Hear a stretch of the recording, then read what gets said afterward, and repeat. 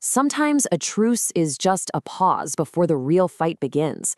And that's exactly what happened in the fall of 2025. A 90-day ceasefire in the U.S. China trade war didn't just bend, it completely shattered.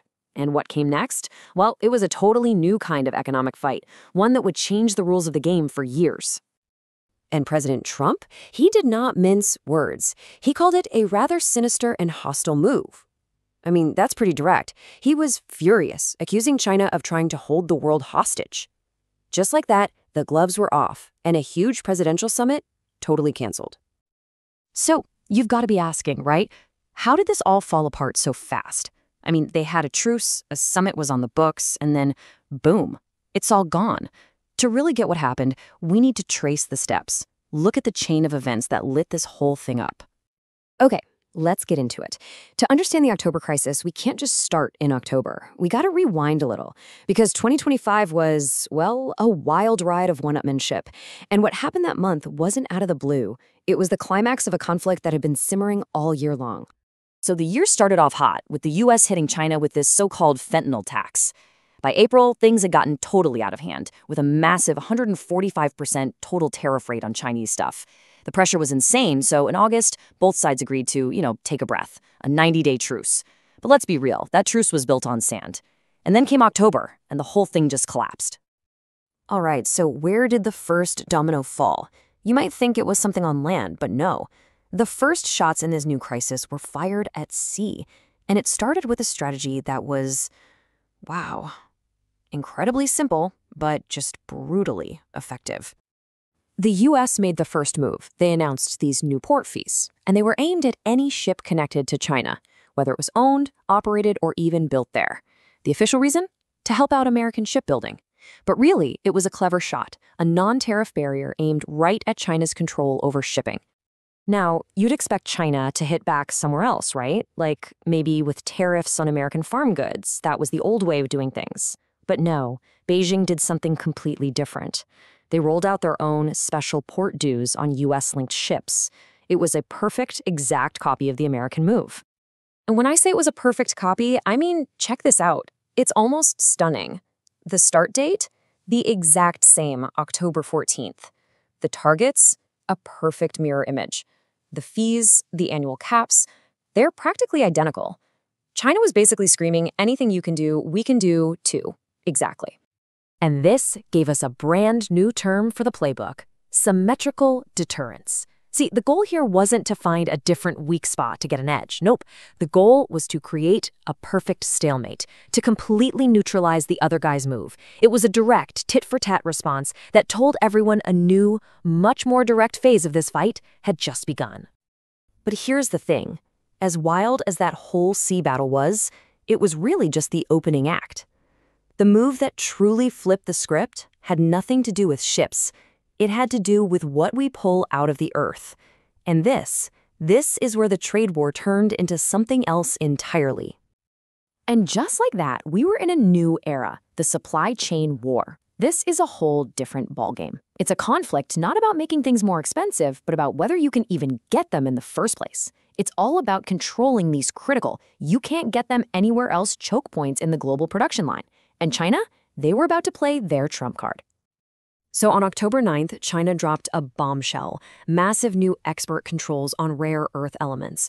And listen, this wasn't just about digging rocks out of the ground. No, they controlled the whole system, the technology to process them, the special equipment you need to set up your own industry, and, get this, they claimed extraterritorial reach.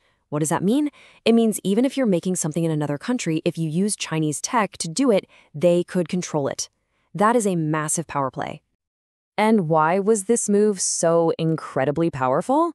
Well, it comes down to one number, 90%. China processes over 90% of the world's rare earth metals. Think about that. It's not just dominance, it's a near total monopoly. And that one number gave Beijing an unbelievable amount of leverage over pretty much the entire global tech economy. And you better believe they chose their targets carefully. This was a surgical strike. The new rules flat out banned exports for any military use. And then they went right for the heart of America's tech dominance, advanced semiconductors and artificial intelligence. For those, exports would get a case-by-case review, which, in the world of diplomacy, basically means probably not. So this is really the key thing to understand, the big shift. A trade war with its tariffs is kind of like a volume dial. You can turn the price up, you can turn it down, but a supply chain war, that uses export controls, and that's not a dial. It's an on-off switch. It doesn't just make a part more expensive, it makes it unavailable, period. It threatens to shut down entire industries overnight. So, with China pulling out this on-off switch, how did the White House respond? I mean, was the U.S. even ready to fight this new kind of war? Or was it just going to fall back on the same old moves? Well, President Trump's first instinct was to reach for his favorite tool, tariffs. He immediately threatened a massive increase on Chinese products, going right back to the main weapon from the trade war that, frankly, was already looking outdated. And that brings up a really huge strategic problem, doesn't it? How can you fight back against a weapon that's designed to stop production dead in its tracks with a tool that's just designed to change prices? It's like bringing a wrench to a sword fight. The tools just don't match up. And you know who got this immediately? The financial markets. Their reaction was instant and crystal clear. You had a company like U.S Rare Earth, which isn't dependent on China for processing. Its stock shot up 20%. But then you look at MP Materials. They mine here in the U.S., but still have to send their stuff to China for the final steps. Their stock fell over 10%. The market was instantly pricing in the massive risk of being stuck on the wrong side of that supply chain switch. This isn't just about stocks. It's about a whole new way of calculating risk in the global economy. So when you put it all together, that symmetrical fight on the seas and then the weaponization of rare earths, it became obvious. We had entered a completely new phase of geopolitical competition. The battlefield itself had changed. And this is the main thing to take away from all this. The days of looking at the U.S. China fight just through the lens of tariffs, they're over. The new battlefield is the very plumbing of the global economy. The supply chains, the technology, the logistics, all the stuff that actually makes our modern world run. Which, of course, leaves us with the big multi-trillion-dollar question. What happens next? Do we just see this escalate with every country turning their own economic strengths into weapons? Or do we get some kind of uneasy stalemate, a new kind of Cold War where everyone scrambles to build their own independent supply chains? Or maybe, is there a way to de-escalate, to trade access to one choke point for another? The October crisis didn't give us the answers, but it made one thing crystal clear. The future of the global economy is going to be defined by who controls these choke points.